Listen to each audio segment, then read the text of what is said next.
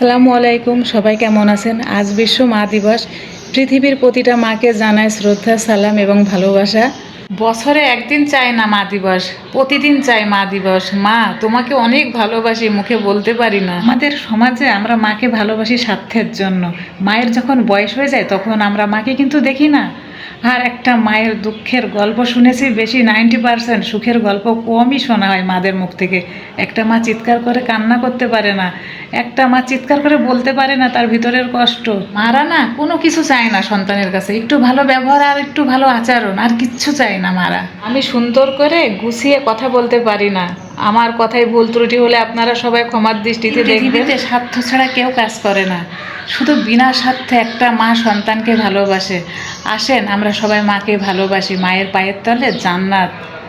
এই পৃথিবীতে মায়ের গুণাগুণ বলে শেষ করা যাবে না, আর একটা মায়ের কষ্ট এই পৃথিবী পরিমাণ, যা বলে শেষ করা যাবে না। একটা মা না সন্তানের কাছে কিচ্ছু চায় না, শুধু একটু ভালো ব্যবহার, একটু ভালো আচরণ।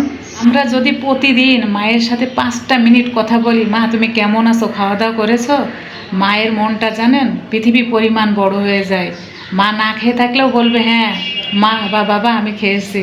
মারা এমনই। মা দিবসে সবাই প্রতিজ্ঞা করুন মাকে ভালোবাসবো, মাকে প্রতিদিন 5টা মিনিট খোঁজ নিব, মা যদি দূরে থাকে ফোন দিব।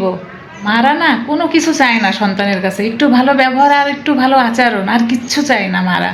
মা দিবস উপলক্ষে আমার একটাই অনুরোধ, মাদের একটা ফুল গিফট করেন, না হলে মায়ের পছন্দের জিনিস গিফট করেন। মাকে খুশি করতে না বেশি টাকা লাগে না। আমার এই ভিডিওটা ভালো লাগলে আপনারা শেয়ার করেন বেশি করে। অনেকে জানে না যে আজ মা দিবস।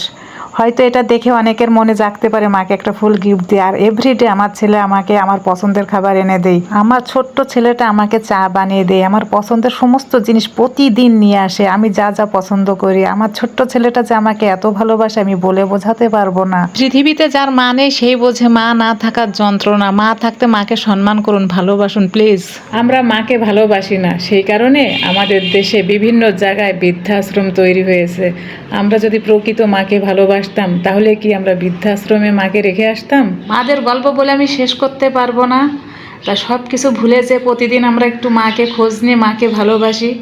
মায়ের পায়ের তলে জান্নাত, মা ছাড়া এই দুনিয়ায় কেউ আপন না। দেখেন আপনি একটু ট্রাই করেন চোখ বন্ধ। আমাদের মতো সন্তান ঘরে ঘরে, যা মাকে আমরা স্বার্থের জন্য ভালোবাসি, স্বার্থের জন্য মাকে ইউজ করি। একটা মায়ের যখন বয়স হয়ে যায় তখন আমরা মার খোঁজ নিই না। আমরা দেখেছি মায়েদের দুঃখের গল্পটাই বেশি, সুখের গল্প কম দেখেছি। কিন্তু একটা মা না চিৎকার করে বলতে পারে না, ভিতরে ভিতরে কষ্ট নিয়ে একটা মা মৃত লাশের মতো বেঁচে আছে আমাদের সমাজে। লাখো লাখো মা যে মারা বলতে পারে না। পৃথিবীতে সব থেকে ছোট শব্দ হচ্ছে মা, আর পৃথিবীর সব থেকে সেরা শব্দ হচ্ছে মা। মা কথাটি অতি মধুর, মার কথা বলে শেষ করা যাবে না।